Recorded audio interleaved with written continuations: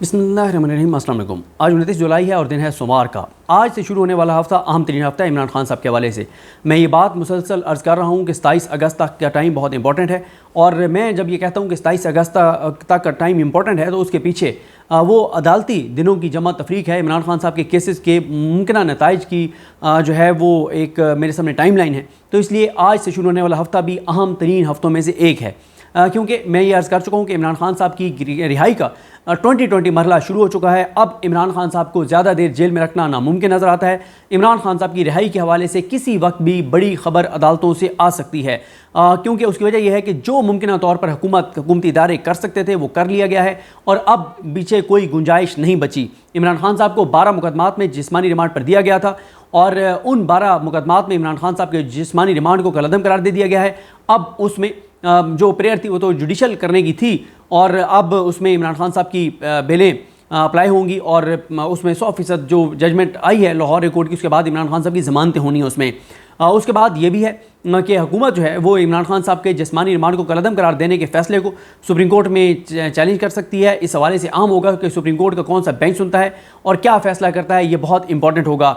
इसके अलावा इसी हफ्ते इमरान खान साहब का इस्लामाबाद हाई कोर्ट में भी केस लगा हुआ है, जिसमें इमरान खान साहब ने चैलेंज किया है कि जो तोशाखाना के एक और केस में जो उनकी गिरफ्तारी डाली गई है वो गिरफ्तारी नहीं डाली जा सकती थी, क्योंकि इमरान खान साहब ऑलरेडी जो है वो बेल के लिए ज़मानत कबल अज़ गिरफ्तारी के लिए एहतसाब अदालत से रजू कर चुके थे, नोटिस हो चुके थे। दूसरा, इमरान खान ने इस चीज़ को भी चैलेंज कर रखा है कि एक के बाद दूसरा सेम मामले के ऊपर दूसरा केस नहीं बनाया जा सकता। नैब ने एक बार जब तोशाखाना केस बना लिया था जिसमें इमरान खान साहब और बुशरा बीबी साहिबा को सज़ा हुई है, तो दूसरा केस नैब नहीं बना सकता था। ये नोटिस गैर आइनी गैर कानूनी हैं।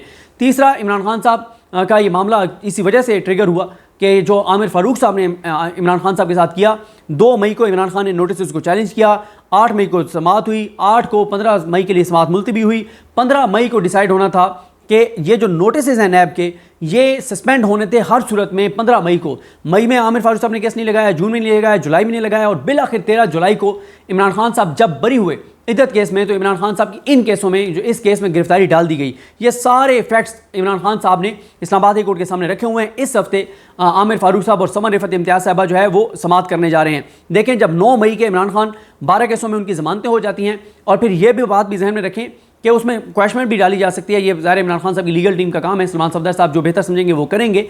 पहले जो तनकीद हुई वो दुरुस्त नहीं है, मैं उस तनकीद से इत्तफाक नहीं करता जो सलमान सफदर साहब पर तनकीद हुई कि उन्हें उस दरख्वास्त में जो है वो डिस्चार्ज की मांगनी चाहिए थी कि इमरान खान को इन केसों से डिस्चार्ज कर दिया जाए।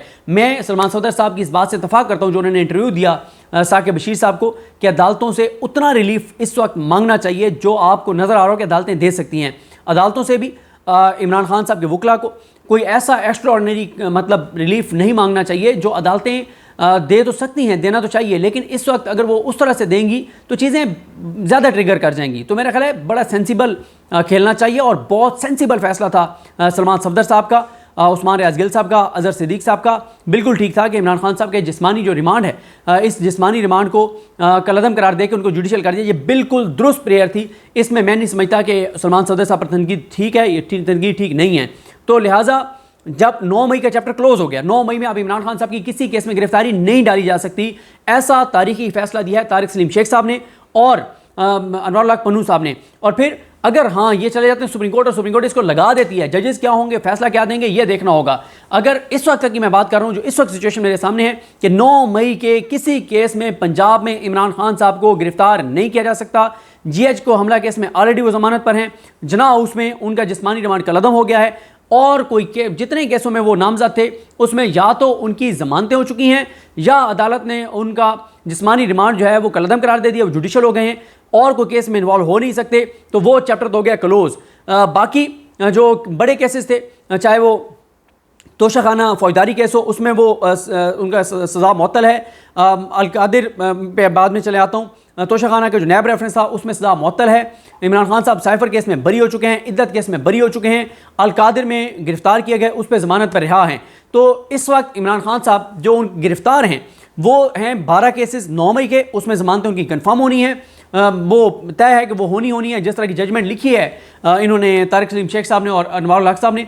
और फिर उसके बाद इमरान खान साहब जो नैब के एक और केस में गिरफ्तार हुए हैं, जिस्मानी रिमांड पर हैं, उसमें भी जिस्मानी रिमांड खत्म होने, या तो उनकी इसाबत अदालत से बेल हो जाएगी, या इमरान खान साहब का ये जो इस्लामाबाद हाई कोर्ट है ये कहेगी कि ये गिरफ्तारी ही गलत थी, ये गिरफ्तारी हो ही नहीं सकती थी, तो ये चैप्टर भी क्लोज हो जाएगा।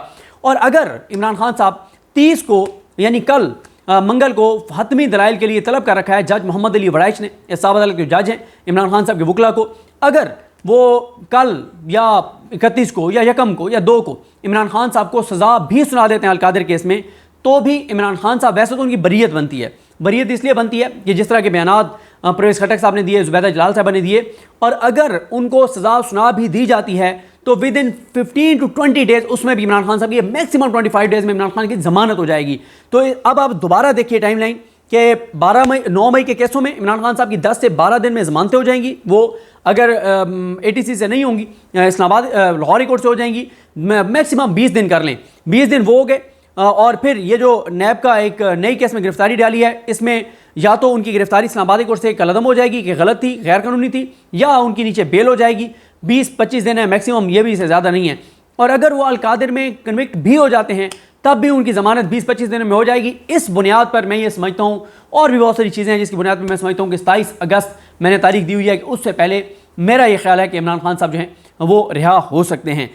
उसके बाद हम आ जाते हैं, और कोशिश ये होगी कि इमरान खान साहब जो हैं वो बनी गाला उनको शिफ्ट कर दिया जाए किसी तरह से, और वो जब उनके अदालतों से रिहाई के अहकामात आएँ तो सब जेल के तौर पर वो बनी गाला में हो, बजाय इसके कि वो फिर अडयाला से निकलें। और फिर आपको पता है अडयाला से जब वो निकलेंगे तो मनाजिर और चीज़ें क्या होंगी, और वो अफोर्डेबल नहीं है इस वक्त। तो इसलिए कोशिश की जाएगी कि किसी तरह से वो बनी गाला आ जाएँ, और वहाँ से फिर जो है वो फिर MPO ये वो चीज़ें फिर चलती रहेंगी, वो मामला जो भी होगा।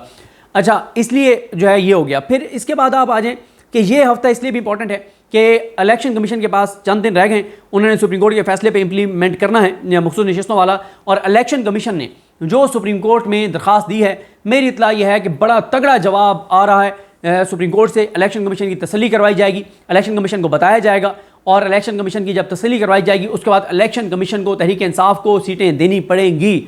जो इलेक्शन कमीशन ने बड़ी अजीब सी सुप्रीम कोर्ट में कहा है कि ये जो 41 हैं इनके सर्टिफिकेट PTI के कौन सा बंदा वेरीफाई करेगा तो हम उसको माने, क्योंकि हमारे रिकॉर्ड पे स्ट्रक्चर PTI का मौजूद नहीं है।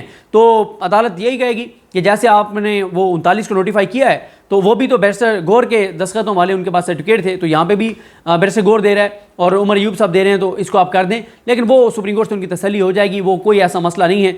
इलेक्शन कमीशन को सुप्रीम कोर्ट के फैसले पर इंप्लीमेंटेशन करनी पड़ेगी, इसके अलावा उनके पास कोई चांस नहीं है। तो ये भी बड़ा इंपॉर्टेंट है, क्योंकि ये भी डायरेक्ट जुड़ा हुआ है इमरान खान साहब से, इमरान खान साहब की रिहाई से, इमरान खान की सियासत से।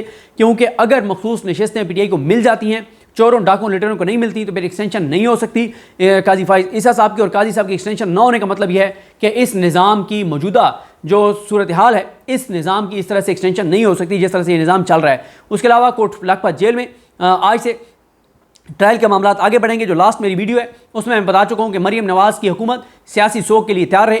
कोट लखपत जेल से बुरहान मौज़म एडवोकेट साहब, मलिका बुखारी साहबा, सिकंदर जुल्कुरनैन साहब और राना मुदस्सिर साहब, ये वकला जिस तरह से चीज़ें करने जा रहे हैं, तो मरीम नवाज़ तैयार रहें।